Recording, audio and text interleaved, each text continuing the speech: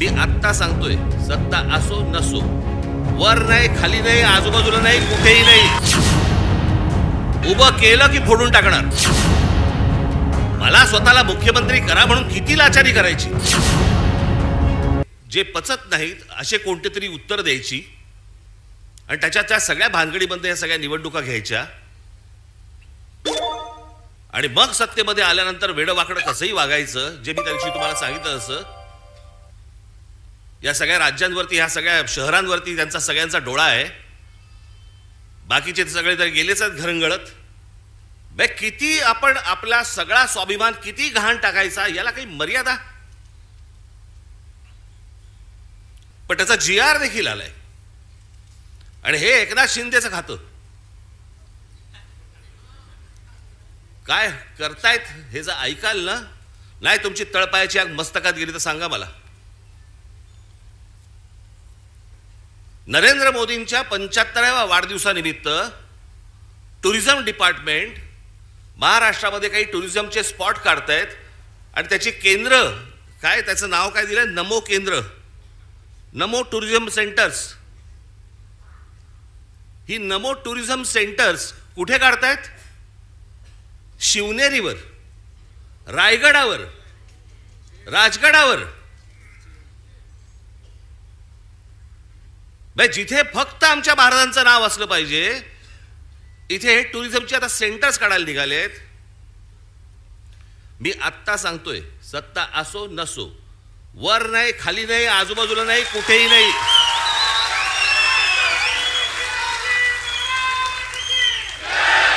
उभं केलं की फोडून टाकणार.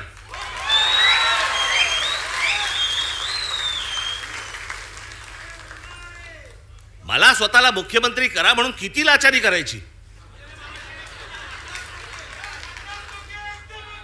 बरं, हे वरती पंतप्रधान देखील माहिती नसेल की खाली काय चाटुगिरी चालू आहे. इथपर्यंत हे कशात नाही येतं. ही सत्ता डोक्यात गेली ना की आम्ही वाटेल ते करू. शिवाजी महाराजांचे गडकिल्ले असू देत, तर काही असू देत, मला मुख्यमंत्रीपद मिळालं पाहिजे, मला सत्ता मिळाली पाहिजे, मला जे समोर दिसेल ते मला मिळालं पाहिजे. याच्यासाठी ज्यांना ज्यांना काही मला खुश करता येईल ते मला खुश करावं लागेल. मुंबईमधल्या जागा द्यायच्या आहेत, अडाणलेला देऊन टाका, तो बोट ठेवेल तिकडे जागा देत आहेत.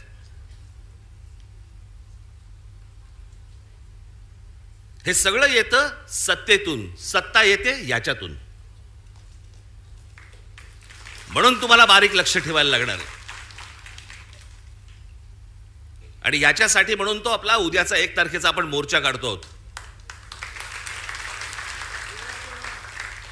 दणदणीत मोर्चा झाला पाहिजे, दिल्लीपर्यंत कळलं पाहिजे महाराष्ट्रामध्ये काय आग पेटली ती.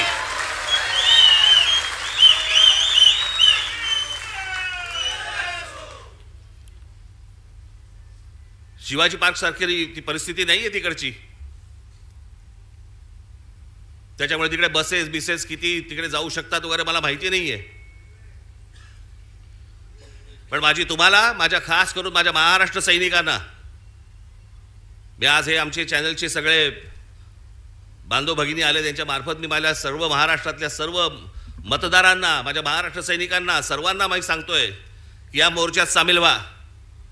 महाराष्ट्रामध्ये काय प्रकारचा राग आहे हा या मोर्चामध्ये तुम्ही दाखवा. तो व्यक्त करण्यासाठी म्हणून तुम्हाला तिकडे यावं लागेल, सर्वांना यावं लागेल. आज नोकरी होती, बॉसने नाही सांगितलं, बॉसला मारा.